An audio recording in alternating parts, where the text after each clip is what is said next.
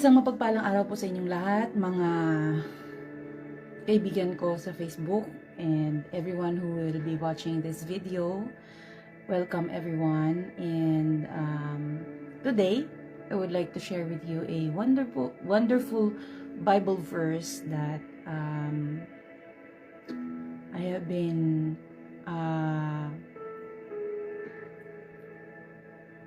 reading and meditating this past few days. If you're going to notice, this past few months, I was not able to post a lot of things on my Facebook wall.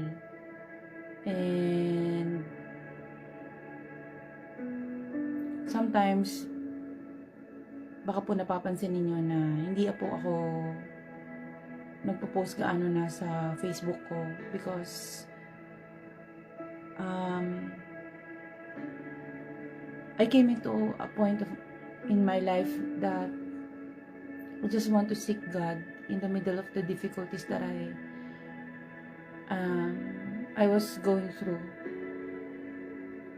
And before we start, I would like to encourage everyone to please pray with me. So let's invite the presence of the Holy Spirit right now. Hallelujah. Heavenly Father, I just want to thank you, Lord, for this opportunity to share your words, Lord God. Thank you, Lord, for the wisdom that you have given to us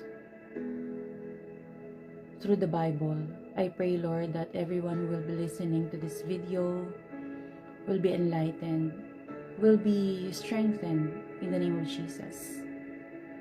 Lord, I just offer this video into your hands, and I pray, Lord, that hide me in your presence. Your voice will be heard, Lord Jesus. And use my thoughts, use my mouth, use my entire being, Lord, for the glory of your name.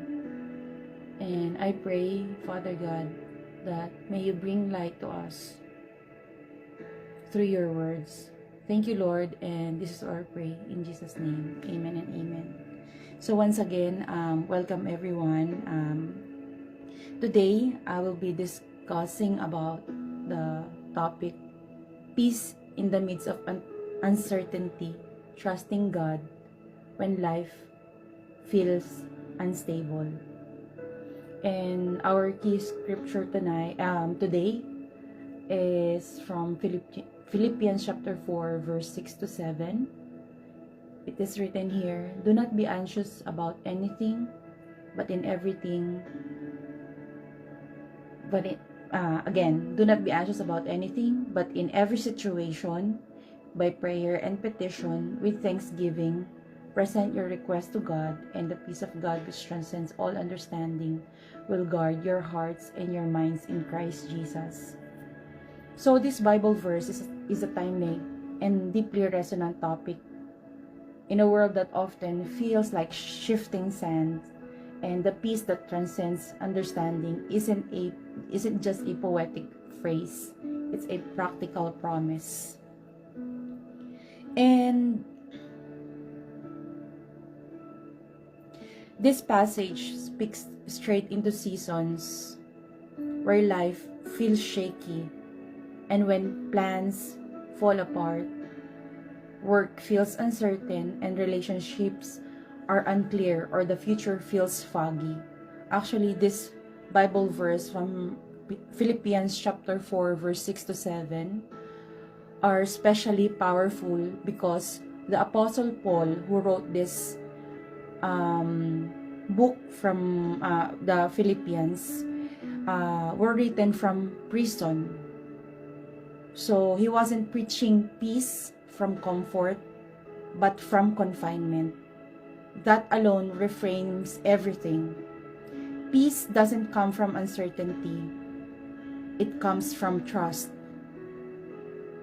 So, let's break down every words and phrases from this Bible verse. Maganda po. Uulitin ko again. It is written here, do not be anxious about anything, and in every situation, by prayer and petition, with thanksgiving, present your request to God, Hallelujah. And the peace of God, which transcends all understanding, will guard your hearts and your minds in Christ Jesus. So this Bible verse was designed to move from the internal struggle of anxiety to the external peace of God. So, number one, the anatomy of anxiety and peace. So the Greek word anxious was used in Philippians chapter 4 verse 6 is merimnate, not marinade, but it's merimnate, MERIMNATE, which literally means to be pulled in different directions. So as you can see, when we say the word anxious, our minds are pulled in different directions. Our thoughts fluctuates manchmal. Sometimes our thoughts when we are anxious, our thoughts goes to different places, different direction, as it is written here, pulled in different directions. Sometimes our thoughts goes to the worst thought that we could ever think. Sometimes when we are anxious, it will our emotions, feels like a roller coaster. It goes up and down. So there's a mental tug of war. So Paul's antidote isn't just stop worrying. Sometimes it's not proper pala to say stop worrying. Just stop worrying, but rather a direction of that energy. Again, ulitin ko po, Paul's antidote isn't just stop worrying. Ang antidote is not just stop worrying, but rather a redirection of that energy. This past few days, I went through a big struggle in my life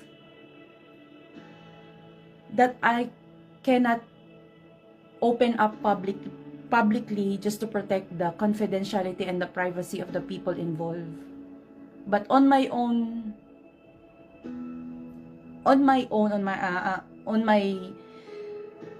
emotions, dun sa pinagdaanan ko, yun na lang po yung i-share ko. Emotionally,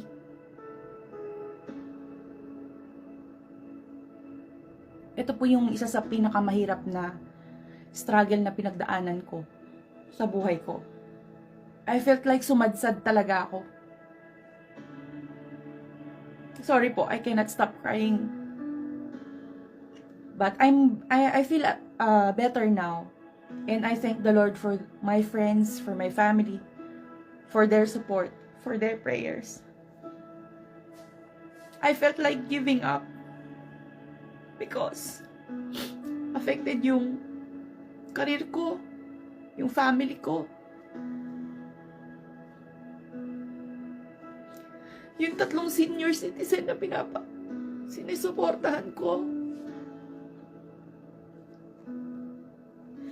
So it was so painful, and I really had this roller coaster of emotions. Totoo to, that anxiety will truly pull you in different directions.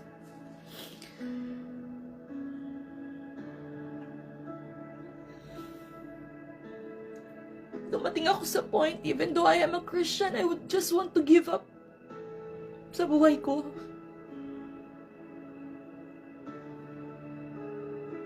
I felt like I was hanging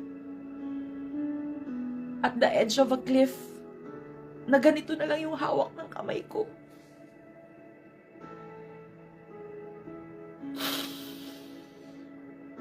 And in this problem na pinagdaanan ko, I had this vision gap, and I only saw the problem. Nakita ko yung problema na paano ko susuportahan yung family ko. Paano ko babayaran yung bills ko?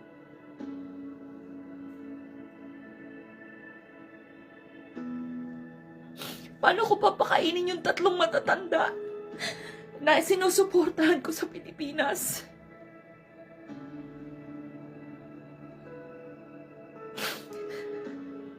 Paano ko babayaran yung bonong ko, yung apartment ko?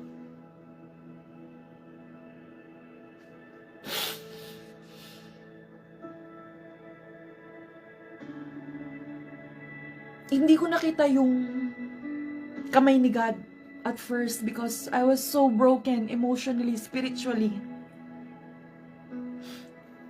Though may naitabi ako, pero alam mo yon, dumarating ka pala sa point na pag nasadsad na yung emotions mo, di mo na makita yung solusyon. Then, may mga kapatiran sa church that, and even my family, prays for me.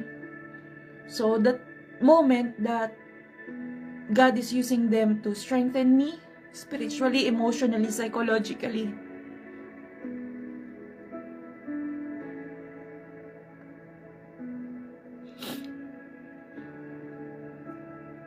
I went back to my first love, and that is Jesus. I spent time with Him, kaya kung mapapansin po ninyo, hindi ako gano'ng nag-Facebook. Because I just want to separate myself from the world and just to soak in God's presence and to seek comfort from His words. And that's the time that I saw the promise. Despite of seeing the problems, when I read the Bible and when I pray, I cried out to God for so many days. God gave me peace. And I've come to realize that peace doesn't require absence of trouble. It requires the presence of God. So, at the moment that I was soaking in the presence of the Lord, nakakaramdam ako ng peace na merong isang Diyos na nakikinig sa akin. Merong isang Ama na willing pakinggan yung anak niya. From all the pain, from all the struggles.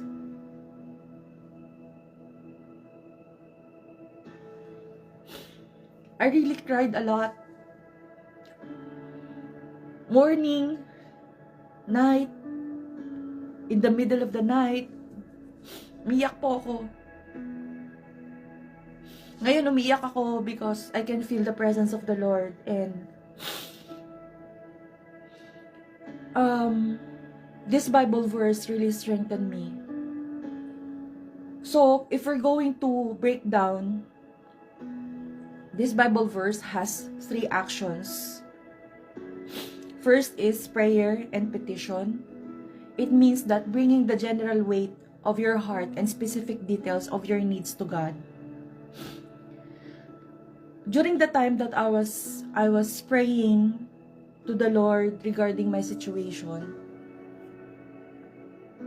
napakabigat po ng puso ko. My heart was so heavy.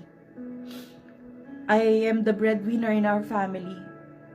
Though yung brother ko is working. Pero the weight of the burden in the family is nasa akin. That's why ang hirap talaga. Lalo na ako na yung tumatayong panganay dahil yung kuya ko namatay na. So, as the breadwinner, it's really hard. Iniisip ko,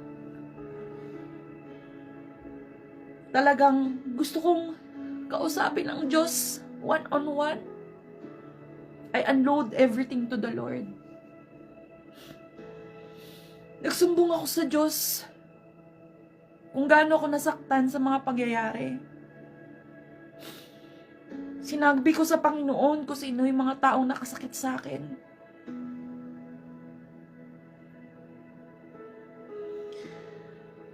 And alam niyo po yun, napakasarap sa pakiramdam na nai-unload mo yung sama ng loob mo sa Panginoon. More than the people na napagsabihan ko ng problema ko. And I thank the Lord for those people who prayed for me. It strengthened me spiritually. Na, kung hindi din po sa prayers ninyo, baka nakagawa na ako na hindi maganda sa sarili ko.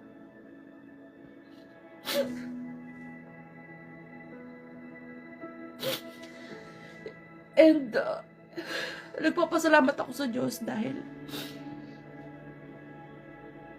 He is continuously reminding me of His words, of His promises. He's talking to me in the middle of my difficulties. And let's proceed po dun sa Bible verse na Philippians chapter 4, verse 6 to 7. Second action is with thanksgiving. This is the secret sauce. Alam niyo po may problema tayo when we have problems. Normally we do complain, no? Minsan nga, nangaaway pa tayo. Pero the secret sauce pala, sabi sa Philippians chapter 4, verse 6 to 7, is we should pray with thanksgiving. Napansin ko po yun. That after I unloaded my heart to God, and even though the answer is not yet there, I said to Lord na, Lord, I just want to thank you for being there for me. I just want to thank you for the answer to my prayers. And you know what?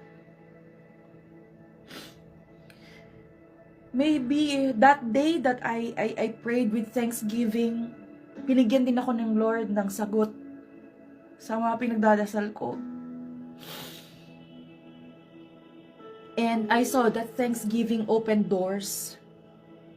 Gratitude reminds us of God's past faithfulness, which builds confidence for the future. Sabi nga God loves those who have cheerful heart.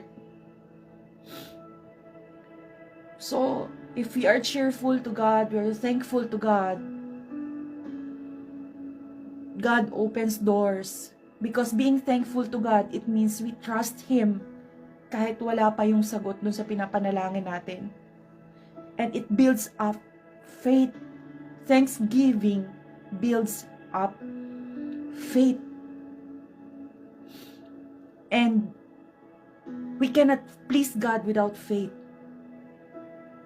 That's why it's really very important that when we pray, nasa isip pa lang natin, i-imagine na natin na may tugon na ang Panginoon. God has the answer to our prayers, no matter how difficult the situation is. And the third action on this Bible verse is present your request. The act of unloading, transferring the burden from your shoulders to His hands.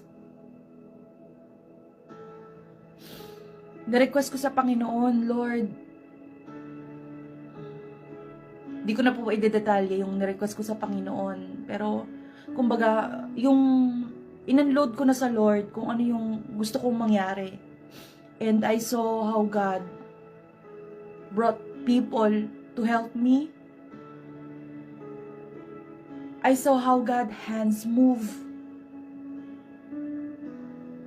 How He opened doors. And how He gave light to the path that it seems so dark for me. So, the result of these three actions, prayer and petition, praying with thanksgiving, and presenting our request to God, the result is a divine sentry. The scripture says, peace will guard your hearts and your mind in Christ Jesus.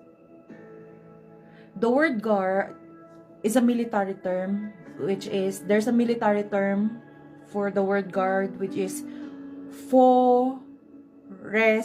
I don't know how to pronounce it, but it spells P-H-R-O-U-R-E-S-E-I. It is a military term, and it describes a garrison of soldiers standing watch over a city. Kung makikita natin sa TV, o kung saan man personal man nating nakikita, how military guards the cities.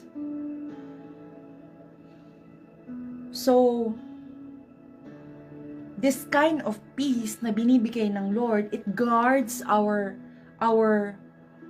mind, our heart,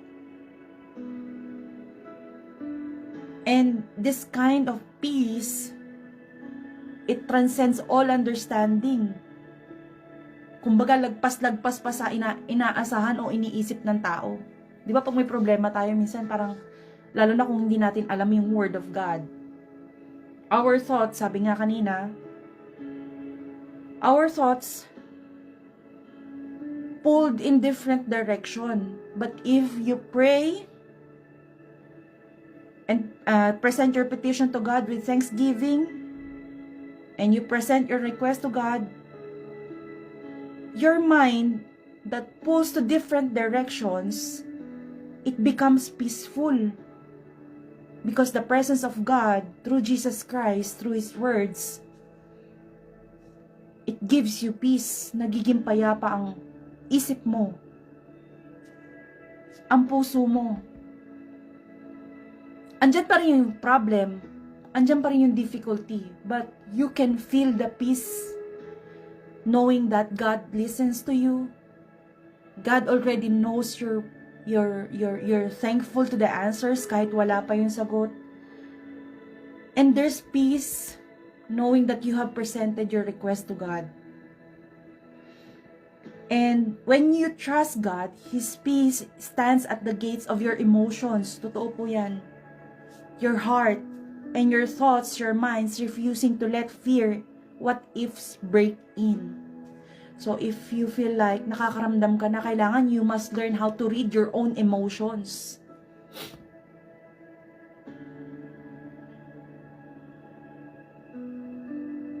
And when you learn how to read your own emotions, you can present it to God. Lord, I'm so worried regarding this one. I'm so depressed, Lord. Hindi ko po alam, Panginoon, kung saan ko kukunin yung panggastos ko para sa pamilya ko. Hindi ko po alam saan ko kukunin yung papapangkain ko sa family ko. Lalo na po sa mga breadwinners, to those OFWs, no, working abroad. Hindi po pala basta-basta. Naalala ko, when my father was still working as an OFW, tapos uuwi siya sa amin sa Pilipinas. Lagi niya kinukwento yung experiences niya with Jesus. And God encountered him in the middle of the sea. Kasi seaman po ang tatay ko. He was a former OFW. And as we know, di naman natin, di ba, as we know na in the middle of the sea, lalo na if there's storm, napaka-wavy, no? Lalo na pagka matindi ang alon. And Jesus encountered my father in the middle of the sea. Lagi lang sinasabi ng Panginoon sa kanya. I don't know if he was reading the Bible, pero napaka-prayerful po kasi ng father ko. And God told him na lagi lang siyang manalangin. So what he did was, lagi lang siyang manalangin. Lagi siyang nagpipray. And andun yung kinikwento niya sa akin na nung naka-encounter daw sila ng matinding bagyo sa India. And the wave ay napakalalaki. He prayed to God, he prayed to Jesus, and alam niyo po yung kwento dun sa Bible na hinati ng Panginoon yung dagat para makatawid ang mga Israel. Hindi naman hinati ni Lord yung dagat that time that he prayed. But as we all know naman, no, when there's typhoon, when there's storm, napakadilim ng langit. And my father told me that while he was praying, God separated the clouds and he saw the stars. That's how powerful prayer is. And marami pang kinikwento ang father ko how God encountered him.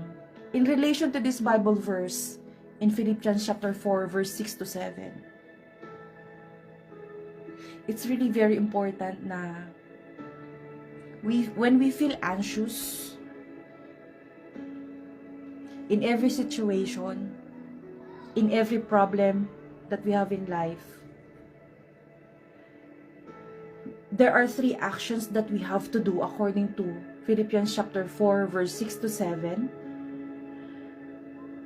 By prayer and petition, with thanksgiving, present your request to God.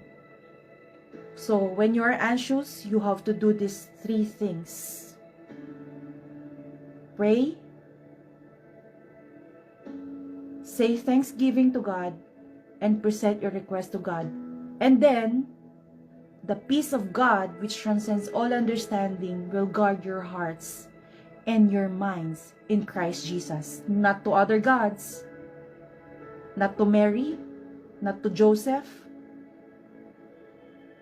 not to any other name, but only in the name of Jesus will guard your hearts and your minds with the peace that transcends all understanding.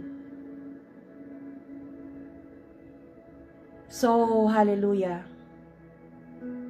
I hope and pray that this message will encourage you, strengthen you, no matter what difficulties you are facing in your families, in your jobs.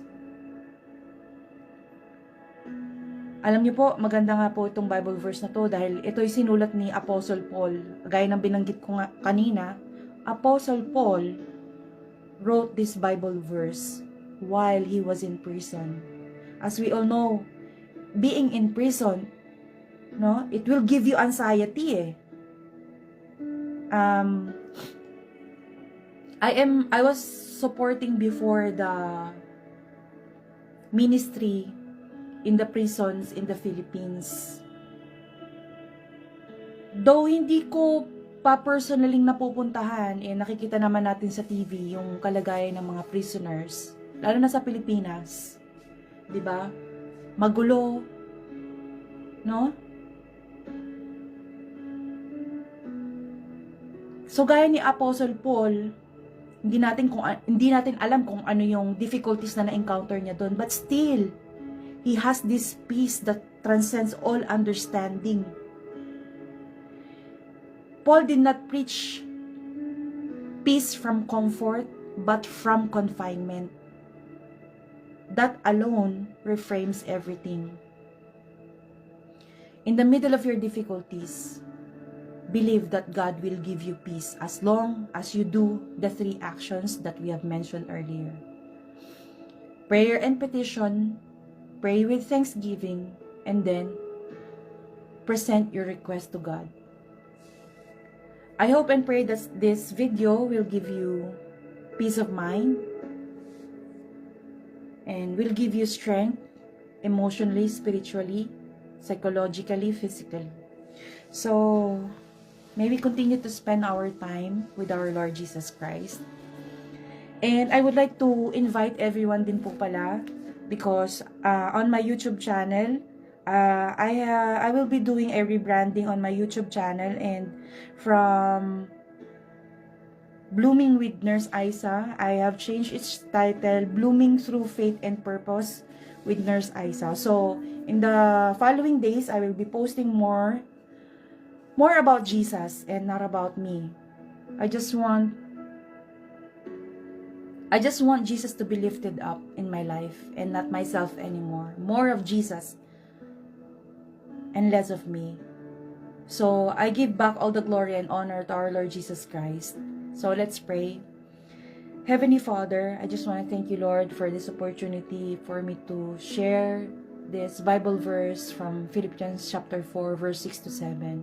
I pray, Lord, that may you give strength to those people who are encountering difficulties in their lives, that they feel, Lord, na sobrang sad-sad na rin yung situation nila and they don't know where to run to. I pray na, especially those people na who wants to commit suicide, na halos yung problema na lang, Lord, ang nakikita nila. and they do not see your promise. I pray that you open their hearts and their minds, and may you bring the right people to strengthen them, to encourage them about the Bible, and not to condemn them, not to belittle them, but to help them spiritually, emotionally, and physically. Nawa, Lord, ay marami pong makapanood ng video na ito. And may they be strengthened, and may they know more of you. May they be delivered, Lord, from depression, from emotional pain. And may you strengthen them and give them peace, Lord, that transcends all understanding. Guard their hearts and their minds in Christ Jesus. Salamat po, Panginoon, and may your name be glorified, Father, and this is our prayer. In Jesus' name, amen and amen. So, to God be all the glory, everyone, and may you have a great day.